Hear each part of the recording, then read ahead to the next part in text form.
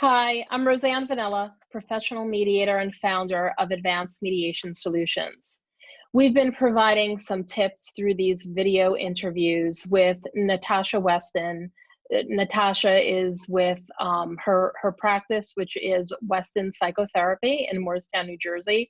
Hi, Natasha. Hi, Roseanne.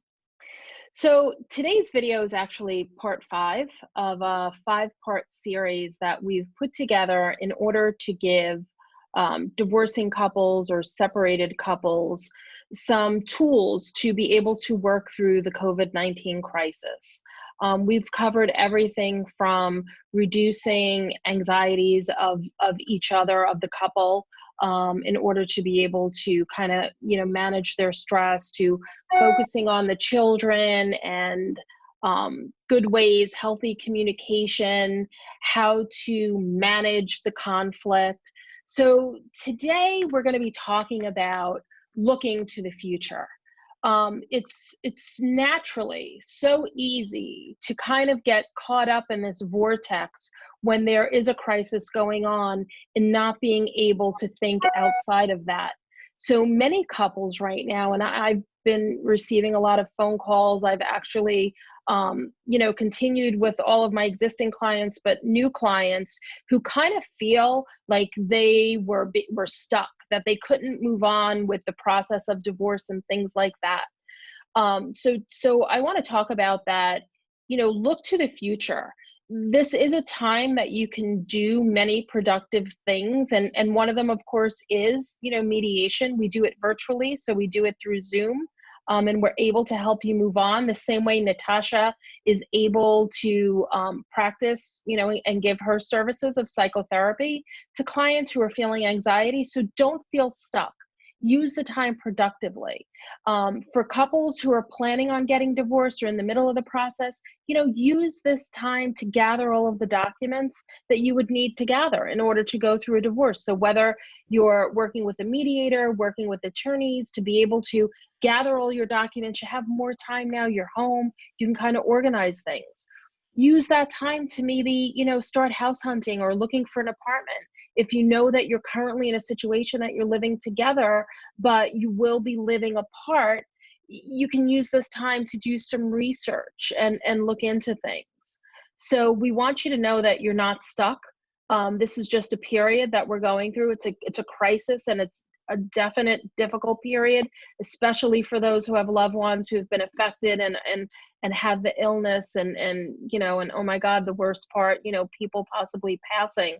But you're going to get through it, and we're going to look to the future. So Natasha, what tips can you offer to help, everyone kind of be focused, look to the future, and get some positivity in their life right now? So one thing I've been noticing from a therapy perspective is that almost all of us have been using our kind of unhealthy coping skills more than usual. If we like to eat, we've been eating more. If we don't, Right. we've been eating less. If we like to drink, we've been drinking more. We've just been very typically using kind of escapist solutions to not have to deal with how frustrating and scary this crisis is. Right. It's also a time where we can really start to use healthy coping skills. We can really use it as a time for introspection and healing, coming to a greater sense of peace inside ourselves, even if we haven't figured out how to come to a greater sense of peace with our ex. So I would definitely think about getting a journal out, really using this a meditation practice, a mindfulness practice, to figure out what didn't work in your past and what you would like to be different in your future. Tip number 2 would be in business language, they call it a vision board. Right? Figuring out what your dream lists are, your dream mate, your dream job, your dream lifestyle, your dream financial. And if you want to actually create a board, it's a great creative outlet and project to do, and you really don't need much except a piece of paper and some magazines and a scissor and some glue, right? Exactly. I think people would say they would do that online with Pinterest or anything, but you know, one of my clients said, "We don't have magazines anymore, Natasha." I guess I'm a bit antiquated. So if you have magazines, use them because they're Yeah. fun. But yes, I would just make those lists as specific as possible. So not just like not something general. Really, really be specific about exactly the lifestyle you'd like to have, exactly the partner you'd like to have, exactly the career you'd like to have. Be as absolutely specific with it as you can. The third piece is quelling that disbeliever inside, the part of us that says, oh, well, other people get that, but not me. Or I'll never get out of this crisis in one piece. Or I don't deserve. Natasha, you know, a little personal story I can add to that. I remember when I went through my divorce, and I specifically, it's been many, many, many years now, but specifically to this day, I remember one day driving home from work and crying. And I would do that every day, but I remember that one specific day crying and thinking and actually believing that I would never smile again. Oh, love. Right. Yeah. So, And you it know, feels yeah, so when you're, good at that moment. it does, it's so real. And it does, you think that there's never going to be that proverbial light at the end of the tunnel. Yeah. So in AA, they say fake it till you make it.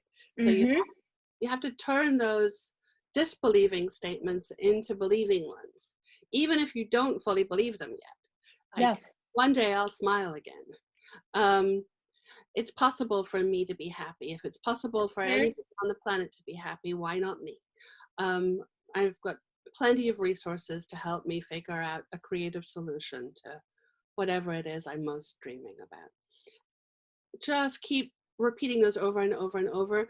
We call them affirmations. It can always sound a little corny to me, but I think that if we say those negative things about ourselves all the We time, believe them.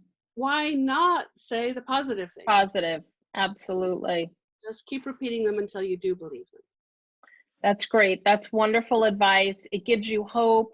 It gives you a sense of also of calmness to think of the good times and think of, you know, how you want your life to be. And also remember that there's a community out here that's able to help you to get there and to do that. So whether it's reaching out to Natasha, if you want to reach out to us at Advanced Mediation Solutions to kind of start your divorce, or even just, you know, start a portion of it, start the parenting agreement, do something to make you feel that you are moving forward and be productive. Well, I'm wishing all of you to be safe and continue to be healthy. We will get through this. And thank you, Natasha. Thank you for being on. And we will be having more video tips coming on in the future. We're here for you. Thanks, Natasha. Thanks for being here. And thanks for sharing your wonderful expertise with everyone. Thank you, Roseanne, and please be safe, everyone. Thanks.